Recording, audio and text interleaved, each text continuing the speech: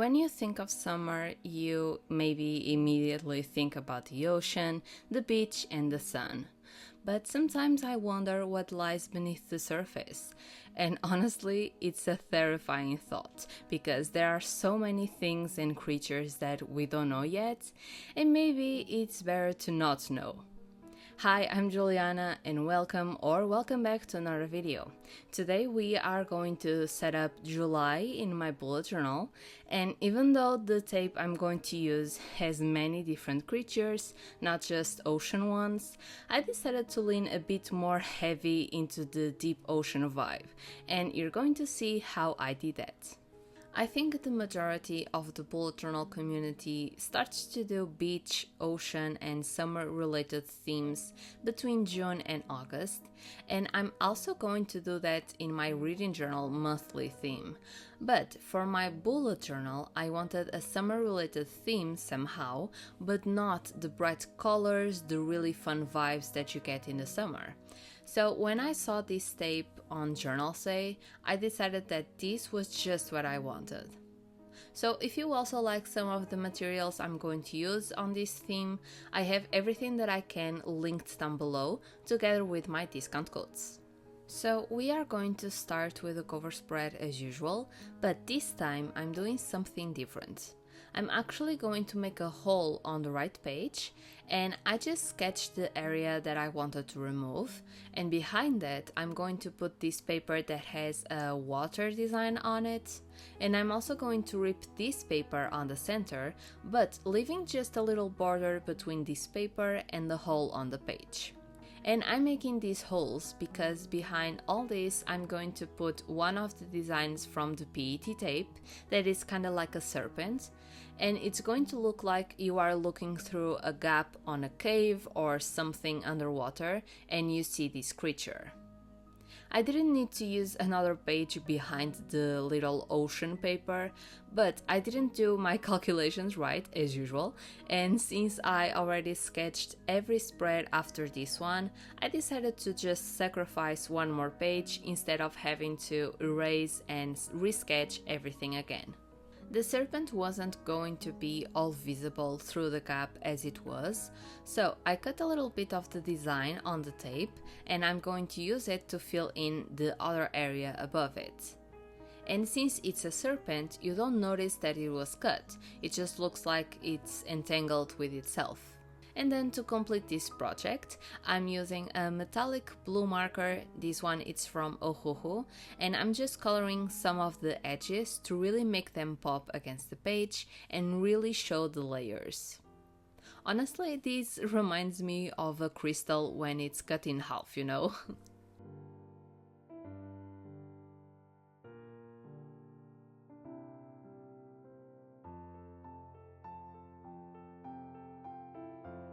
For the title, I didn't want to use a very big font or very detailed because this tape is already quite busy and I wanted to focus the attention on this hole with the serpent.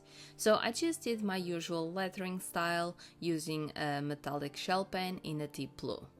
This one I got together with a bunch of other colors from a local store, so I can't link you to these ones, but I'm sure you can find this type of gel pens anywhere.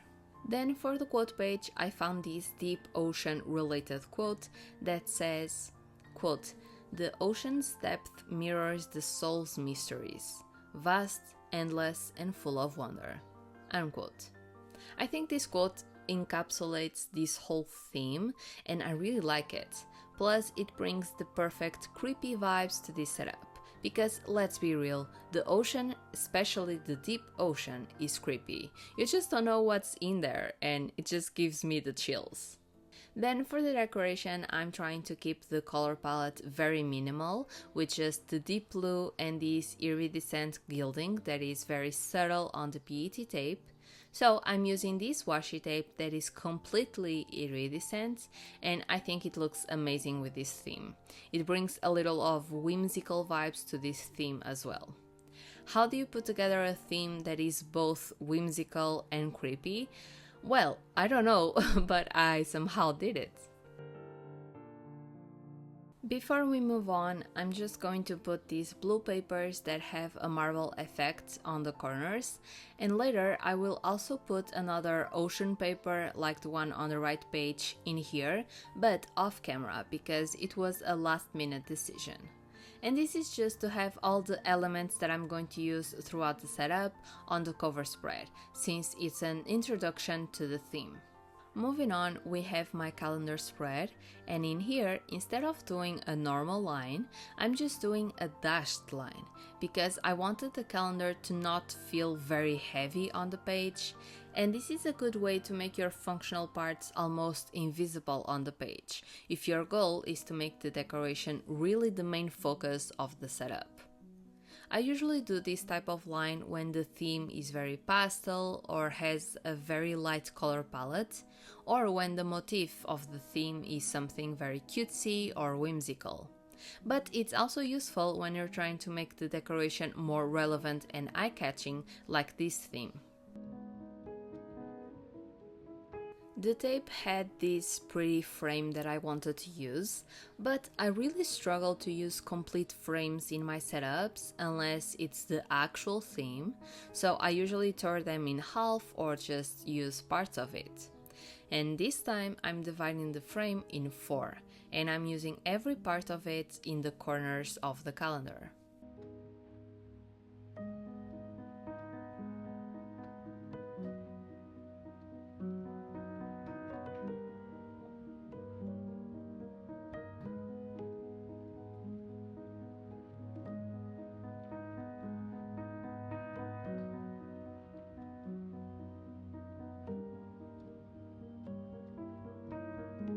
As you can see, I put the calendar really off center towards the right side because I'm going to use the empty space on the left to put the decoration, and I'm kinda making a column. First, I used the two papers, the dark blue on the bottom and the lighter ocean design on top of it to define the space for the decoration, and then right on top, I'm going to put stickers from the tape. First this window and then a castle. Thankfully, this tape is pre-cut, so I don't have to cut around every design and every little detail, so that makes my life easier. And since the tape has all these mini details, like mini bats, mini jewels, mini butterflies, I decided to put them all around the paper border.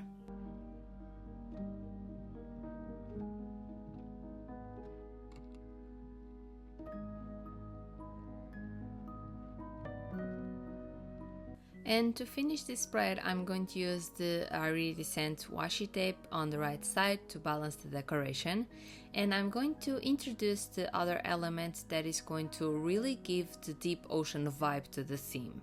And I actually used it just slightly in the quote page, so from here on out I'm really going to use them more. And what I'm talking about is this iridescent fish. So even though the tape has not only deep ocean creatures, this is the thing that puts any doubts of this theme aside.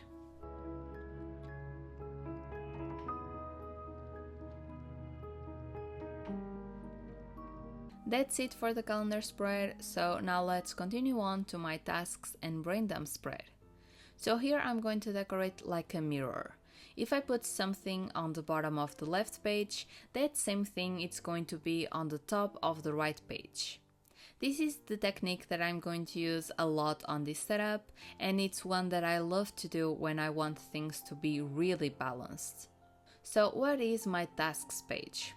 Well, I actually used to put this together on my weeklies, but since most of my work requires multiple days to work on the projects, it just was more useful for me to put them all in one space. So this video you're seeing is part of my work, so instead of writing edit July plan with me on multiple days across multiple weeks, and then record voiceover on more days, here on this page I can write July plan with me video and then just put a little mark when I complete the edition, the voiceover, the thumbnail, etc. So it kind of works as a dashboard for all of my videos.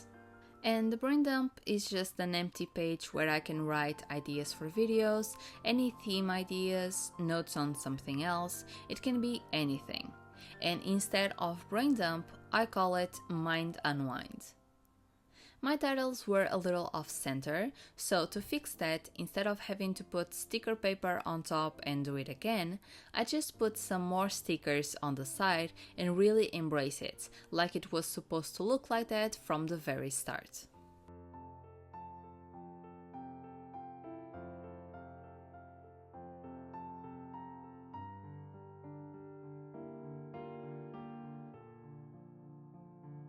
Let's move on to the next spread, that is my weeklies. And since this is the first setup aside from the initial one on this journal, I'm doing a Dutch door for my weeklies. If you watched any of my previous videos, you know that my favorite weekly layout to do is Dutch doors, because they are very easy to do, they are very quick to decorate, and I just love the look of them. So I decided to treat myself and do it on this setup as well. A Dutch door is very easy to do if you've never done it before. You just have to cut the pages on the right in any orientation you want, because they can be vertical like the ones I'm doing, but also horizontal like I did before on my January Plan With Me video. And you just choose whatever size you want. I decided on this width because I had to have space for the decoration on each side. On this first one, we are only doing 6 sections because the first week of July starts on a Wednesday, so that leaves us 5 days on that week, and the rest of the Dutch doors are going to be 8 sections because of 7 days of the week plus a note section. So to keep everything symmetrical, I also added a note section on this one. And here I had another idea. Instead of just decorating the sides like I usually do on my Dutch doors, I decided to also decorate the functional parts. And for that I'm going to use smaller designs from the tape and put the same ones on the top and the same ones on the bottom, so it acts like a pattern.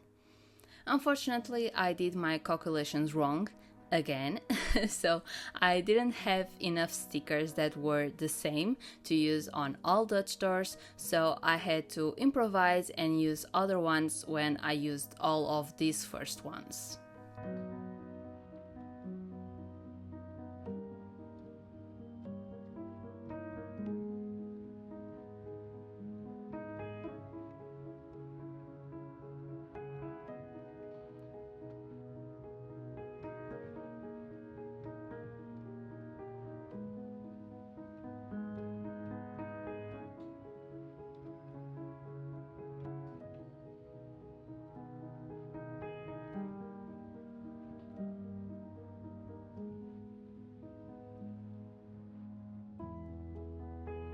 I did the rest of the functional parts off camera because they were just the same thing repeated, so the only difference is the decoration on the top and the bottom.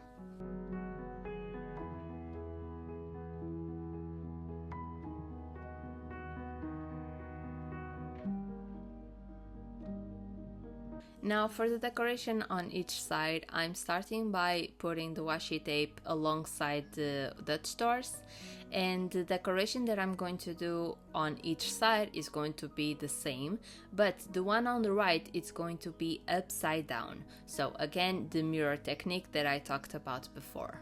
I'm putting a rectangular piece of that ocean paper on the middle of this empty space, and I'm going to put this arch with the octopus right on top. But that doesn't reach the bottom, so I'm using other parts from designs that I cut to use on the Dutch doors in here to kinda continue the frame until the very edge of the paper.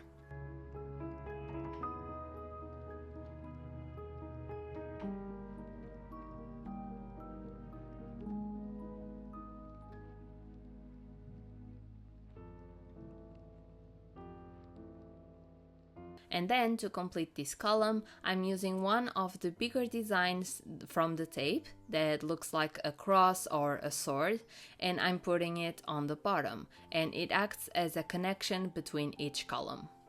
To give the underwater effect that I want, I of course had to use the fish again, and I'm going to put them flowing from top to bottom, and on the right page I'm also going to continue this curve to look like these arches are on the bottom of the ocean and the fish are just swimming through them. And then for the right page, as I said before, we are going to do the same thing but upside down.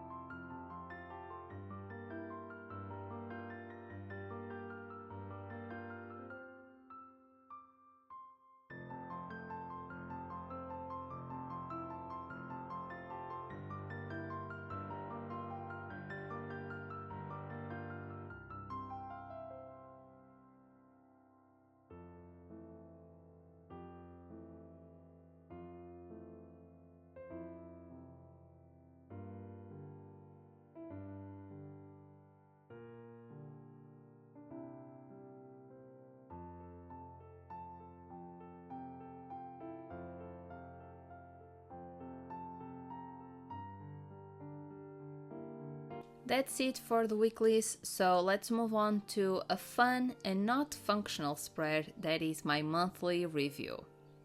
In here I have sections for different things and different media that I consume throughout the month. And this spread is purely for memory keeping. So if in the future I am curious to know what kind of music or series I was watching on July 2026, I can flip through the pages and see my monthly review.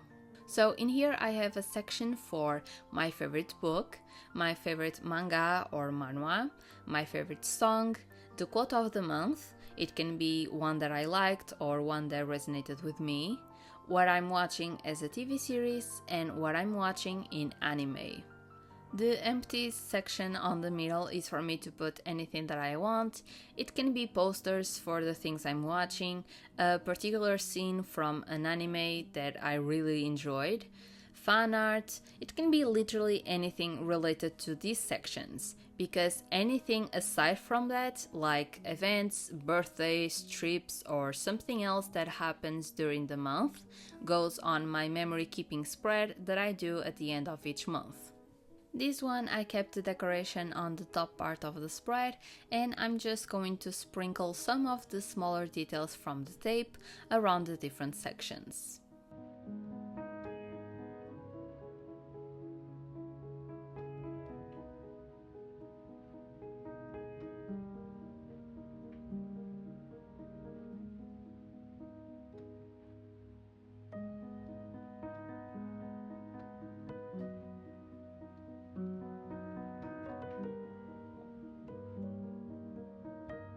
And we are now on the last spread of this setup, and this one is for my journaling prompts.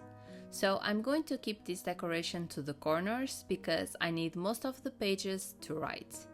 So I have 24 journaling prompts on my initial setup on the previous journal, and they are a mix of fun prompts, more thoughtful ones. It's just a mix of prompts that I found online, and I just put together the ones I found interesting for me to write about, or ones that are more difficult for me to answer, because the point of these journaling prompts is to talk about my feelings, because I never do out loud. I usually don't show my emotions, so this way I can use the journal as an outlet for them and really be more mindful of mental health. So if you are like me, I highly recommend doing this. And it's just 2 prompts per month, or just 1 if you want. It's totally up to you, and you can choose them randomly or literally do the ones you want. It's time for the final flip through. I hope you guys enjoyed it. If you did, don't forget to leave a like, subscribe, and comment down below any type of fish emoji to let me know you watched it till the end. Again, I really wanted to do a deep sea theme, and even though this tape has many different creatures, I think I got away with the sea aesthetic, all because of the ocean type paper and the iridescent fish. My favorite spread is for sure the Weeklies because I love the mirror decoration on both sides and I love how the arch with the octopus and the columns turned out. That's the thing I love about bullet journaling, it's experimenting. May it be with materials, with textures, with colors, or with different themes. You guys know I love doing collages, but I think I get more creative when I only have like 3 or 4 things to work with and a very restrictive color palette, because it really forces you to think about different ways you can do the spreads, and sometimes that's when the inspiration strikes. Well, that's all I have for you today. I hope you have a lovely day or night wherever you are, and I'll see you on the next one. Bye!